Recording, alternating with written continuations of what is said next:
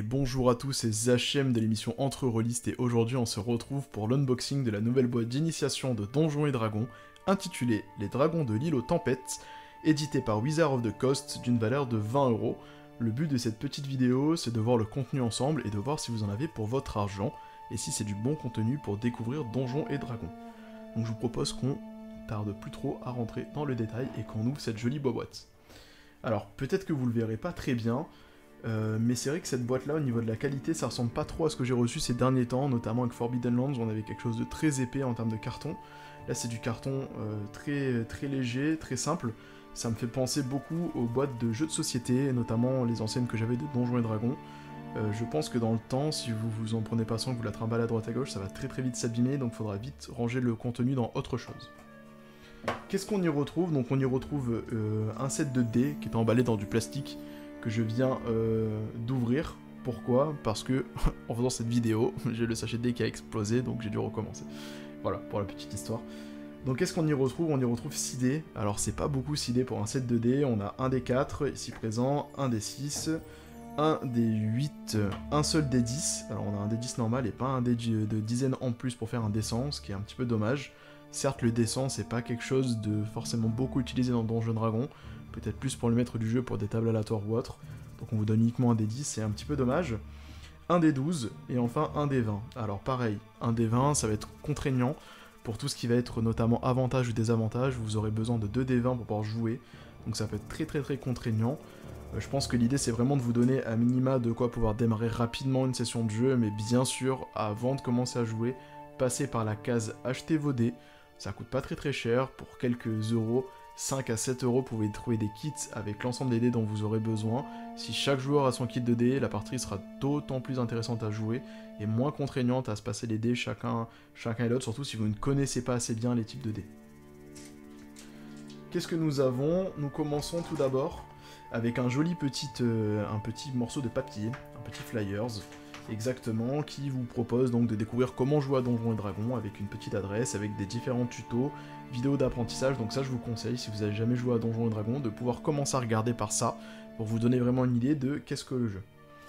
Derrière, on vous dira, si jamais ça vous plaît, que vous voulez continuer, vous avez la boîte essentielle qui est un peu plus garnie, et les différents livres du triptyque de base, à savoir manuel des joueurs, manuel du maître et manuel des monstres.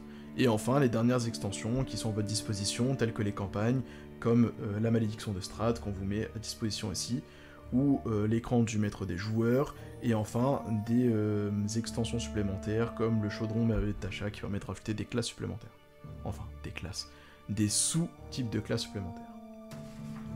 Qu'est-ce qu'on y retrouve d'autre? Donc tout d'abord, le principal attrait de ce type de boîte, c'est le scénario. Donc on a un livre d'une 40aine de pages, d'après les index, donc on va vérifier 48 pages exactement avec l'ensemble des index, qui vous présente une campagne à part entière, avec à disposition des cartes, tout le scénario écrit avec les différentes rencontres pour vos joueurs. Donc l'idée, c'est vous prenez le scénario, vous achetez votre boîte, vous ouvrez votre scénario, vous le lisez, vous avez de quoi jouer. 40 pages, je pense en 2 à 3 heures, c'est lu, sachant que vous pouvez très bien dire on va faire que le chapitre 1, vous lisez le chapitre 1, ça vous prend 20 minutes, 25 minutes, et vous êtes prêt à jouer. Donc là on est vraiment que sur la partie scénario, avec les différents monstres à disposition, donc on a vraiment à chaque fois les illustrations, donc ce sont généralement les mêmes que celles que vous pouvez trouver dans le manuel des monstres, par exemple le kobold, l'Ibourse, tout ça sont des choses que vous pourrez retrouver par la suite dans les livres si vous les achetez.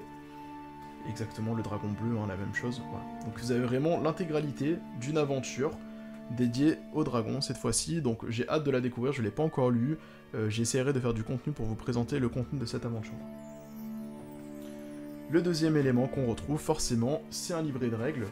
Donc le but de ce livret de règles là, c'est de vous introduire les règles pour jouer à Donjons et Dragons. Donc vous avez soit les vidéos pour découvrir, soit le livret.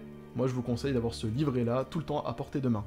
Pourquoi? Parce que si vous avez une question de règles, quelque chose à vérifier pour vos joueurs, vous avez à prendre votre livret, à le feuilleter, à utiliser l'index qui est présent ici pour trouver votre point de règle à les vérifier.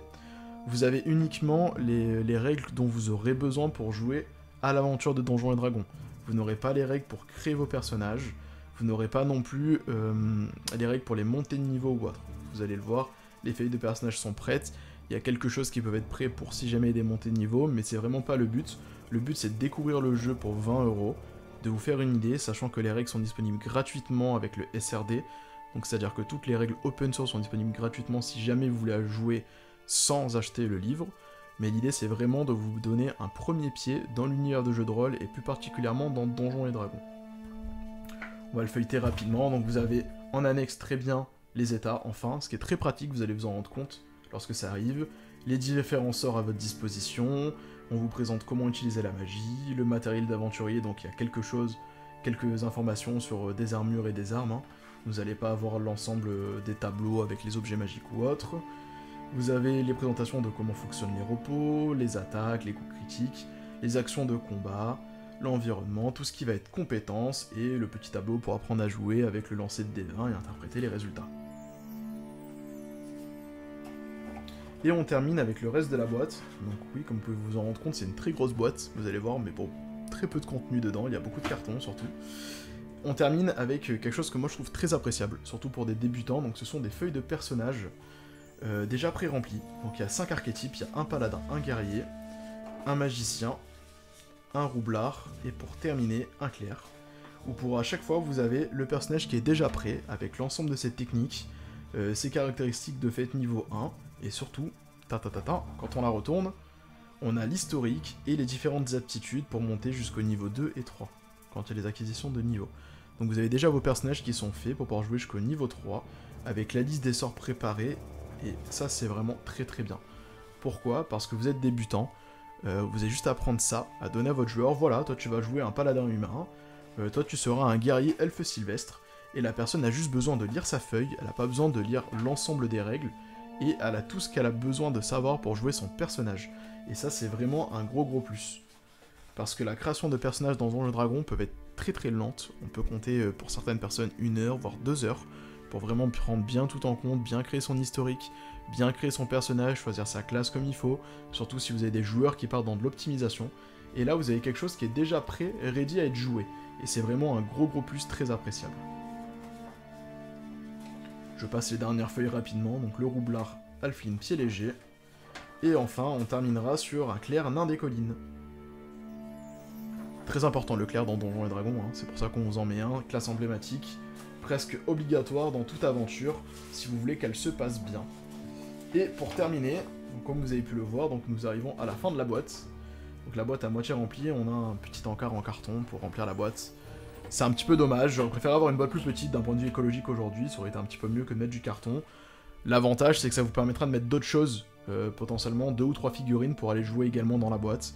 Donc voilà, mais c'est un petit peu dommage voilà, d'avoir un petit fond cartonné supplémentaire au fond de cette boîte. Qu'est-ce qu'on peut dire de ce contenu-là? Alors de très bonnes choses, notamment les feuilles de personnages. Moi je trouve vraiment que c'est quelque chose de très appréciable d'avoir ces feuilles déjà pré-remplies. La petite aventure, elle a l'air sympa, je l'ai regardée rapidement. J'ai hâte de mettre les mains plus dedans pour en découvrir un peu plus, savoir qu'est-ce qui s'y passe. Les anciennes boîtes avaient vraiment des contenus intéressants, j'espère que celle-ci ce sera également le cas. Bon, à part mon petit coup de râlement sur la partie dés, voilà, personnellement ça manque de dés. Voilà, pas mettre le dé de dizaine et pas rajouter un dé 20, c'est un petit peu dommage.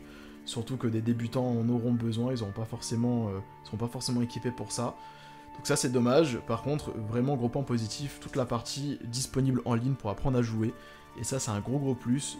Aujourd'hui où beaucoup de choses s'apprennent via YouTube ou des sites internet, et ben là, Wizard of the Coast propose directement pour D&D ses propres tutos et ses propres vidéos pour apprendre le jeu de rôle. Donc ça c'est vraiment un gros plus. Est-ce que ça vaut les 20 €? Je pense que oui. C'est imbattable en termes de prix pour une boîte d'initiation. 20 € avec le contenu que vous avez. Certes, comme je l'ai déjà dit, eh ben, y a des petites choses qui sont à améliorer. On va retourner la boîte quand même. Il y a des petites choses qui sont à améliorer, mais je pense que pour 20 €, ça reste un très bon starter pour découvrir Donjons et Dragons et le jeu de rôle en particulier. Et bah écoutez, j'espère que cette petite unboxing vous aura plu. Je vais vous laisser là pour aujourd'hui, et puis on se retrouve très bientôt pour d'autres émissions ou live sur Entre-Jeux Studio avec l'émission Entre Rôlistes. C'était Zachem, amusez-vous bien, racontez-vous de belles histoires, à bientôt, ciao.